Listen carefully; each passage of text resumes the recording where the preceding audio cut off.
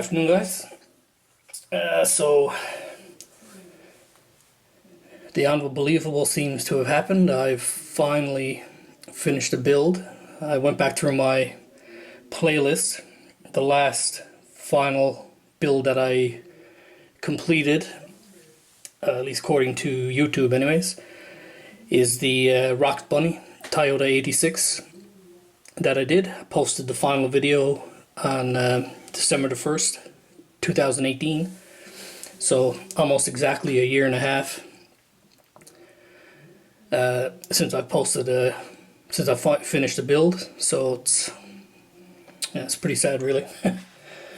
So anyways, finally finished up something. So this is the AMT Thunderbird Alan Kulwicky number 7 Zerex car that I built for the Coronavirus 500. Usually when I build NASCAR kits, I usually will pick a Revell or a monogram kit and steer away from the AMT for obvious reasons that we all know. All you gotta do is look at Jeff's latest video on the truck he was building. He did a great job, but apparently he had some struggles, which is no surprise. But I will say this kit here went together really well, and really nicely detailed as well, I must say. So yeah, I think I might have been steering the wrong way, going towards Revell instead of AMT. So I have another couple of AMT NASCAR kits, but that being said, the next one I'm planning to build is actually a Revell kit. So, but it's just because of the livery of the car. So anyways, enough rambling. So here's the chassis for the car. Like I said, it's a Thunderbird. These kits didn't come with decals for the wheels, so these are aftermarket decals. Bought these from China. Oh,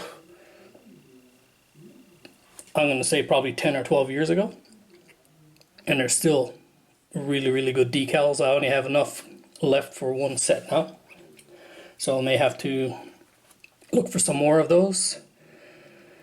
But basically I put the decal on the tire over the these were embossed Goodyear tires, so I laid them right over the embossing of the Goodyear, or the raised lettering. And I used some Walters. That's the strongest decal solvent I have. I used some Walters to settle them down, and then I clear coated it with dull coat, which I do to most of my tires anyways. This car had a lot of red, so I broke it up a bit wherever I could. The one thing this kit doesn't have that the Revell ones do have that I really like, the Revell gives you the plastic wiring looms. This kit doesn't have that, and I didn't bother to wire it. I had a bit of trouble with the wheels, and it seems to be a recurring thing with me with NASCAR kits. I always have a lot of trouble when it comes to putting the wheels on them for some reason. I have no idea why. One really nice touch on this that I don't see on the Revell kits is they have the filling and vent hoses for the fuel cell. You can see here they give them to you in clear, so I went over the vent hose clear yellow, because you know how to fuel yellows to clear hoses, and on the filler I went over it with yellow, and then I went over it with clear orange as well. So that's how I got that. Now there is no aligning to tell you what orientation to have this in, because these kits, the AMT kits, have opening trunk, which I glued the trunk shut. So you're supposed to put the body on and then glue these pieces in so that they align with the body. I don't know if mine will or not. Like I said, I have the trunk glued shut, so if it does interfere and this comes off, I don't really care, because I don't display them like that anyways. But the next one I build that has this detail in it, I will leave the trunk off because it really looks good, I find. So again, that's a nice touch on the AMT kit. So just let me pause it here and I'll put the body on and then I'll be right back. This will be the first time I've ever had the body on this, so hopefully it goes on there without any hassles. So be right back. Okay guys, so here it is with the body on it. If you remember early part of the build, I was concerned about the decals, but as you can see they went on very well despite the age. The glue and adhesive on the decals was very milky, and when you first laid the decal down, you could really notice the carrier film because it was all milky underneath. Thankfully, when I put the solva set on, all that milkiness went away, and now with the clear coat over it, you can't even notice the decal. You can't even notice the carrier film at all. So let's give it a spin here.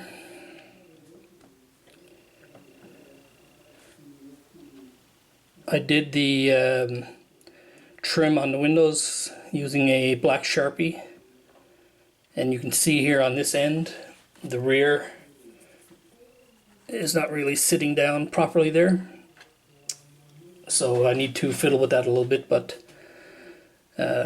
it's probably just some slight interference there somewhere. Very easy fix.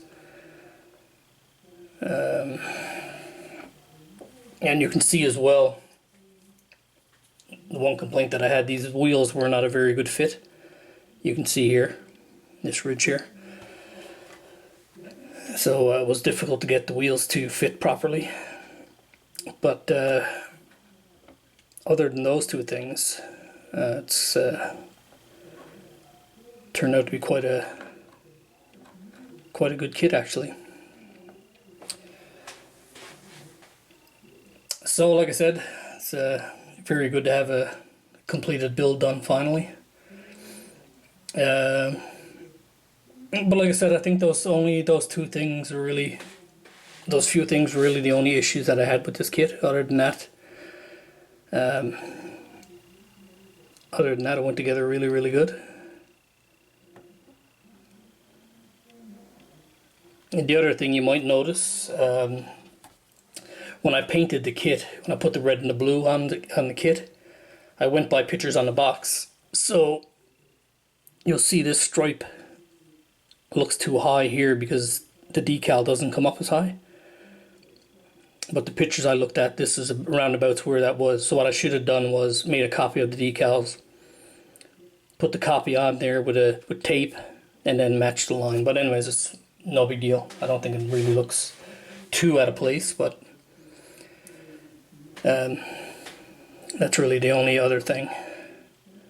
And again, that's my mistake, not the kit's.